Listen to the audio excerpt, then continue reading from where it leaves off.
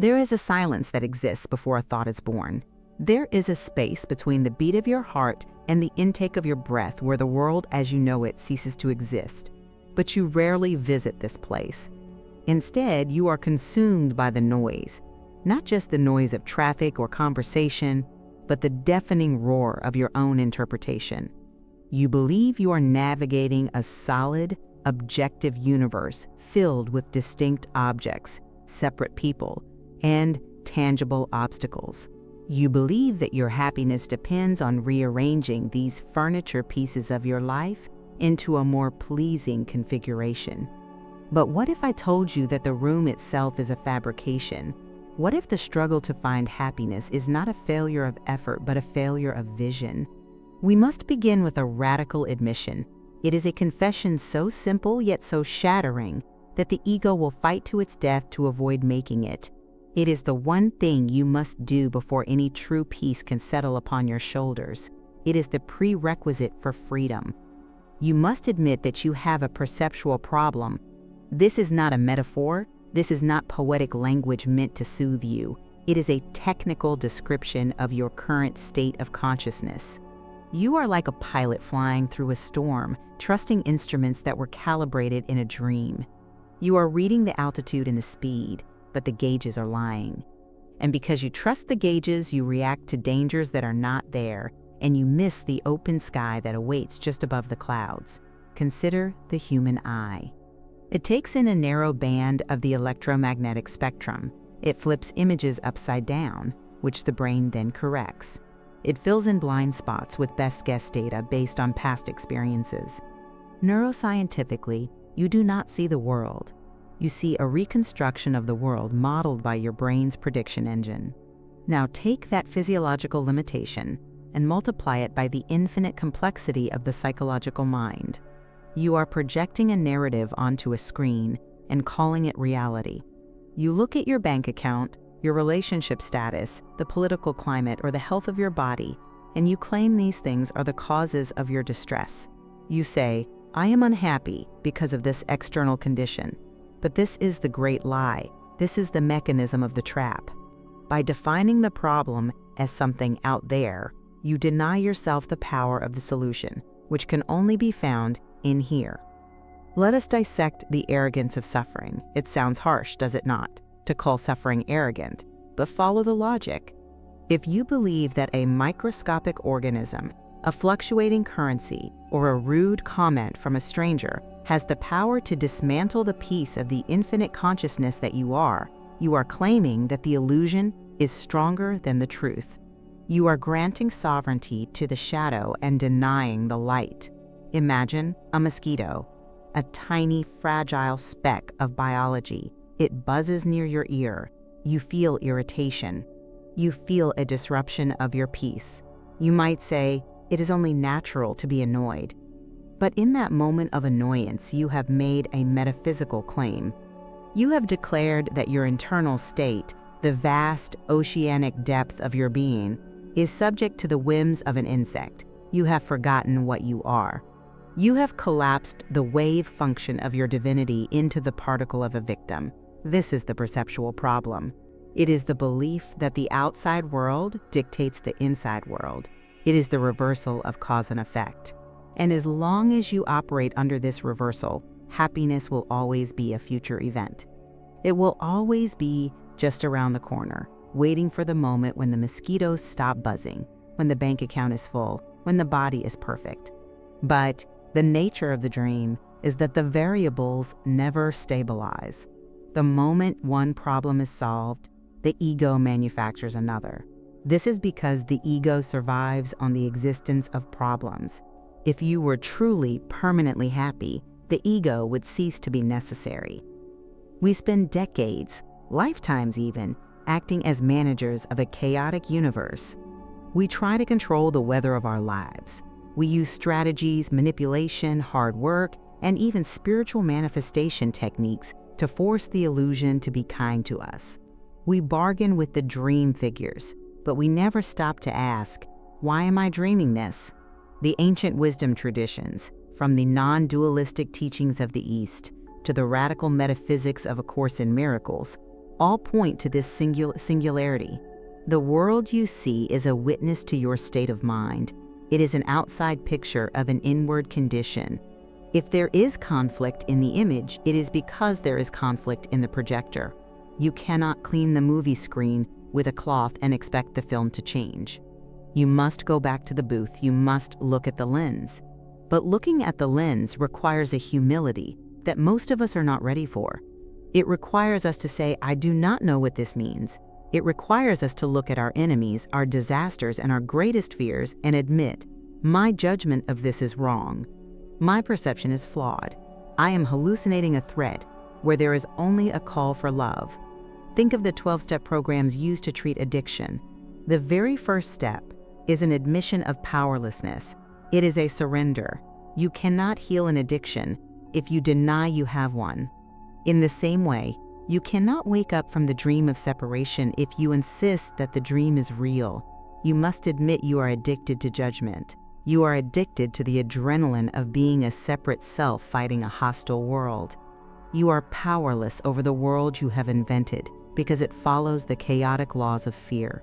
But you are all-powerful over the mind that projects it. To be happy, you must stop trying to solve the problems of the world. This is a radical statement. It goes against every instinct of survival and social conditioning. We are taught that we are problem solvers. We are engineers of our fate. But look at the track record. Look at history. Look at your own life. Has solving a problem ever provided permanent, unshakable peace? Or did it merely provide a temporary relief before the next wave of anxiety hit? The perceptual problem is a filter of separation. It breaks the unity of existence into fragments. It labels them: good, bad, safe, dangerous, mine, yours. This labeling process requires immense energy. It is exhausting to be a judge. You are essentially sitting on a throne, gavel in hand, sentencing every moment that passes. This moment is good. This moment is bad. This person is guilty. I am innocent. No, wait, I am guilty. This constant oscillation of judgment is the very definition of hell. Hell is not a place of fire and brimstone. Hell is a state of mind where you believe your perception is infallible, yet it brings you only pain. Heaven, then, is not a destination in the clouds. Heaven is the cessation of judgment. It is the relaxation of the mind that realizes it does not need to defend itself because it is not under attack. But how do we shift? How do we move from the judge's throne to the witness stand? It begins with the pause. When the anger rises, when the fear grips your chest, you must intervene with a new thought. You must say to yourself, I am upset because I see something that is not there. I am assigning meaning to this event, and that meaning is causing me pain. Therefore, the meaning I have assigned must be false. This is the scientific method applied to the soul. If a theory produces a failed result, in this case, the loss of peace, then the hypothesis is wrong. If your way of seeing the world results in anxiety, depression, or conflict, then your way of seeing the world is incorrect. It is functionally obsolete. You might argue, but the war is real. The disease is real. The poverty is real. How can I deny them? We are not asking you to deny the experience of the illusion. We are asking you to deny its ability to define who you are. We are asking you to withdraw your belief in its ultimate reality. When you watch a movie, you can cry, you can feel the tension, but a part of you knows it is light on a screen. You do not run out of the theater to call the police when a character is shot. You maintain a dual awareness. You are in the theater, but not of the movie. Currently, you have forgotten the theater. You are lost in the film. You have forgotten that you are the dreamer. The one thing you must do is remember the distinction between the content of the dream and the mind that dreams it. This is the pivot point. This is the eye of the needle through which the camel must pass. Admitting you have a perceptual problem is not a sign of weakness. It is the ultimate act of strength. It takes courage to stand before the evidence of your senses, the shouting voices, the flashing screens, the bodily sensations, and say, "You are not the ultimate truth. You are a distortion." Let us go deeper into this mechanism. Why do we cling to the distortion? Why do we prefer the problem? Because the problem gives us an identity. Without my struggles, who am I? Without my story of victimization, without my history of overcoming obstacles, without my specific list of grievances, do I exist? The ego is terrified of this question. The ego is nothing more than a collection of grievances held together by fear. If you dissolve the perceptual error, you dissolve the ego. And to the ego, that feels like death. So we reinvent the problem, we settle one issue and immediately scout for the next. We are addicted to the friction. We believe that friction proves we are alive. But friction is heat, and heat burns. Peace is cool. Peace is frictionless. Peace is the absence of the drag caused by judgment. There is a line in the lesson, "Let me recognize the problem so it can be solved." A problem cannot be solved if you do not know what it is. If you think your problem is a lack of money, you will chase money. If you get it, you will find you still have fear. Fear of losing it. Fear of it not being enough. So the problem was not money. If you think the problem is loneliness, you will chase a partner. If you find one, you will find you still have fear. Fear of betrayal, fear of abandonment. So the problem was not solitude. The problem was always the belief that something outside of you could complete you or deplete you. The problem was the belief in separation. The perceptual problem is the belief that there is an out there distinct from in here. Quantum physics tells us that the observer affects the observed. But spirituality goes further. It says the observer creates the observed.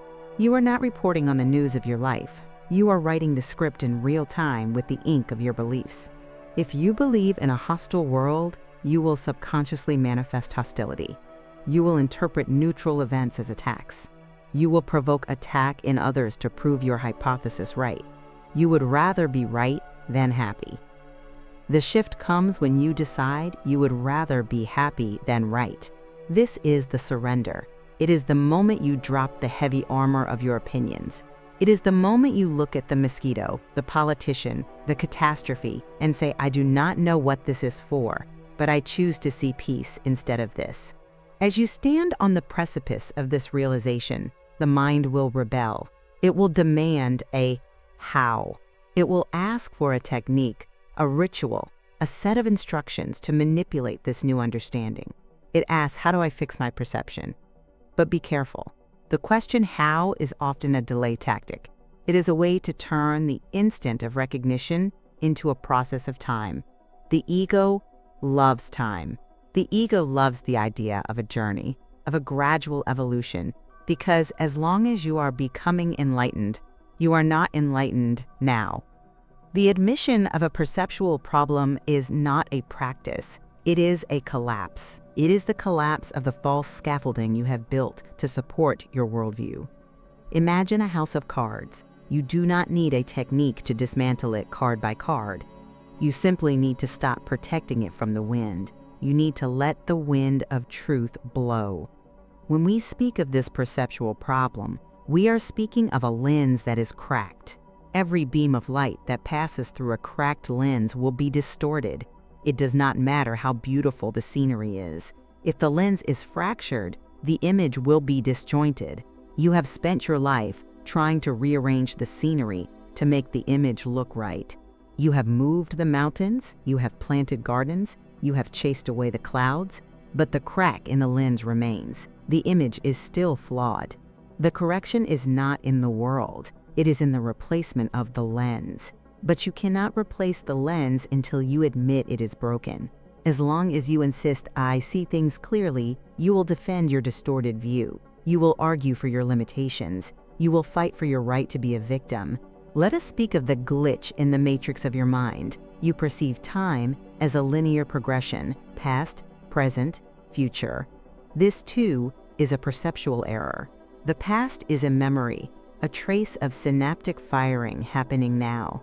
The future is a fantasy, a projection of neural patterns happening now. There is only the eternal now. But the perceptual problem obscures the now.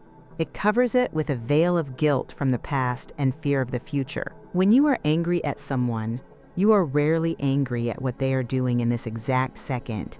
You are angry at a memory.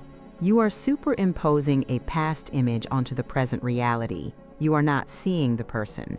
You are seeing a phantom. You are interacting with a ghost of your own making.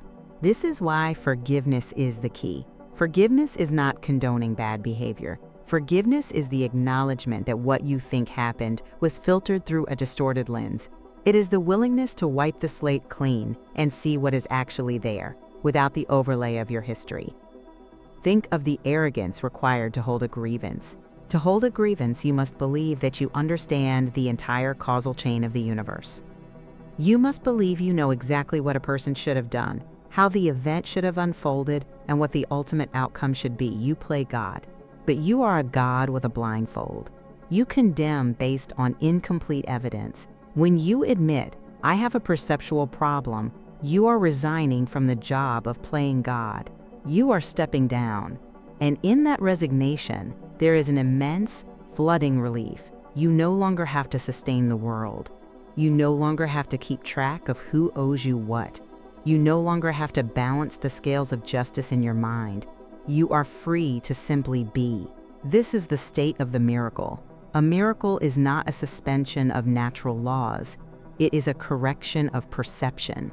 It is a moment where the fog lifts and you see the golden thread connecting all things. You see that the mosquito and the mountain are expressions of the same life force. You see that the enemy is a frightened brother calling for love.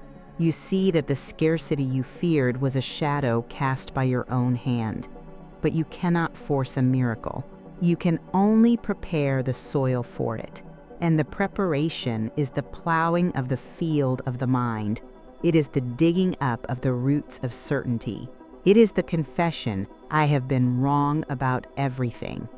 This confession is not depressing, it is liberating. If you have been wrong about everything, then the pain you felt was unnecessary. The guilt you carried was weightless. The fear that paralyzed you was a phantom. If the nightmare isn't real, you don't need to fight the monsters. You just need to wake up. We often talk about reincarnation or the cycle of birth and death. From this viewpoint, reincarnation is simply the stubborn refusal to admit the perceptual problem. It is the mind saying, I didn't get the dream right this time. Let me try again. Let me spin the wheel one more time. I will fix the script. I will get a better body, a better era, a better role. And so, you return to the casino of time and space, placing your bets on the table of duality, hoping to win a jackpot that doesn't exist. The only way to leave the casino is to realize the game is rigged. The house always wins because the house is the ego, and the currency is your peace. To walk out the door is to admit that you cannot win by playing by the rules of the illusion. You must transcend the game entirely. This transcendence requires a vigilance. We are conditioned to be people pleasers, to keep our thoughts private, to present a polished mask to the world. But this secrecy is the breeding ground for the perceptual virus. We must become transparent. We must look at our darkest thoughts, our pettiest judgments, our most shameful desires, and expose them to the light. We must say, look at this thought. It is not true. It is a weed in the garden. If you hide the weed, it grows. If you expose it to the sun of awareness, it withers. The mind training required for happiness is a rigorous honesty. It is the refusal to let a single untrue thought go unchallenged. It is a mental hygiene. You brush your teeth every day to prevent decay. Why do you not cleanse your mind every hour to prevent the decay of your peace? The world will tell you this is impractical. It will say, you have bills to pay, you have responsibilities, you can't just sit around questioning your perception. But consider the alternative. Is the stress practical? Is the high blood pressure practical? Is the constant conflict practical? The most practical thing you can do is to ensure that your mind is functioning correctly. A clear mind navigates the world with grace. A clear mind makes decisions effortlessly. A clear mind attracts resources without struggle. The airy-fairy spiritual work is actually the bedrock of a functional life. When you operate from a corrected perception, you are no longer reacting, you are extending. You are not trying to get something from the world, you are bringing something to the world. You bring a stability that the world lacks. You become a lighthouse in the storm. The waves may crash, the thunder may roll, but the light remains steady, and others, lost in their own perceptual storms, will be drawn to your calm. They will ask, how can you be at peace in the midst of this chaos? And you will answer, because I know the chaos is not real. I have recognized the problem, and therefore I have accepted the solution. The solution is already here. This is the great cosmic joke. We are like fish searching for the ocean. We are birds looking for the sky. The peace of God is not a destination. It is the substrate of your existence. It is the background silence against which the noise of the world plays out.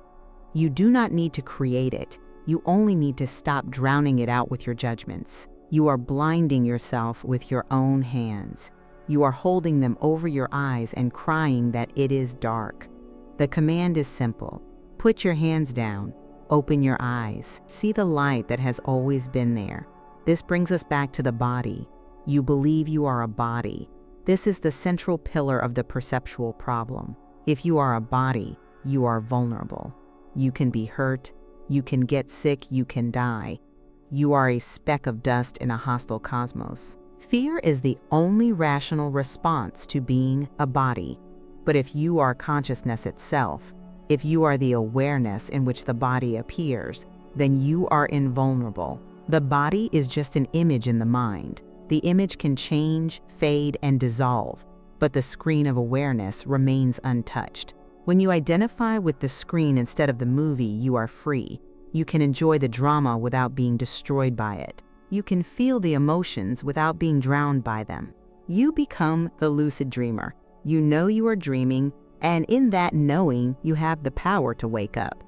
But you must start with the admission.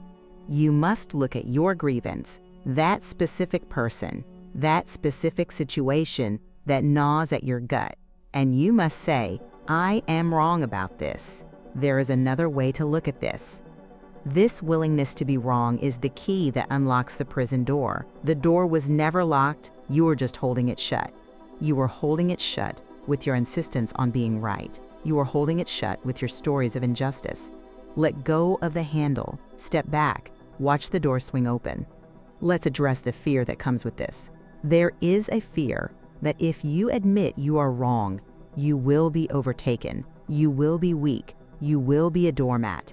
The ego equates defenselessness with danger.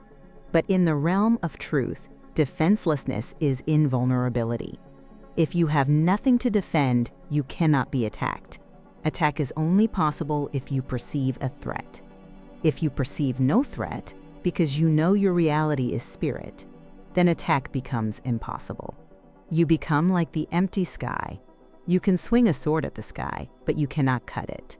The sword passes through, meeting no resistance, and the sky remains whole.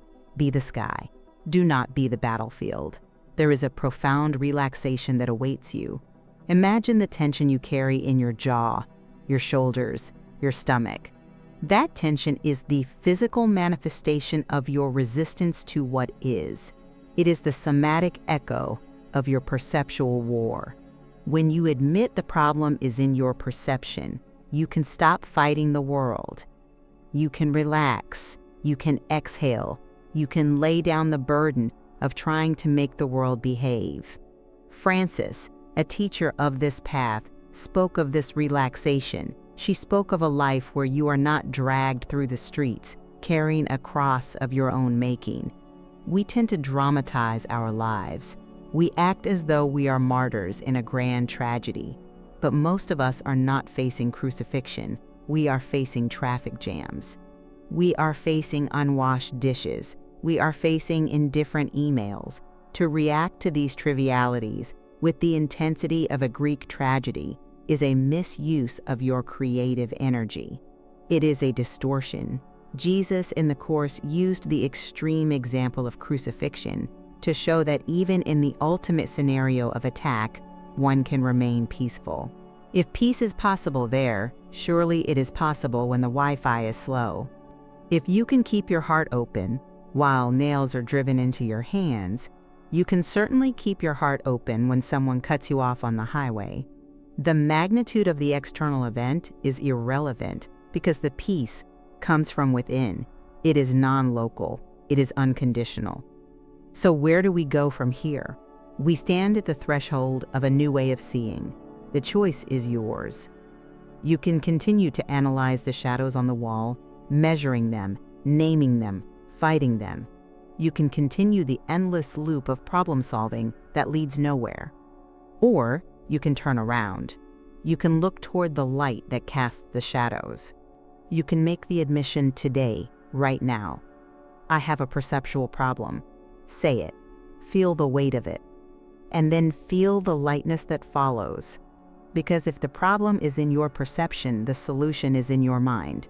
And your mind is always with you. The solution is closer than your hands and feet. It is woven into the very fabric of your awareness. You do not need to travel to a mountaintop. You do not need to suffer for decades.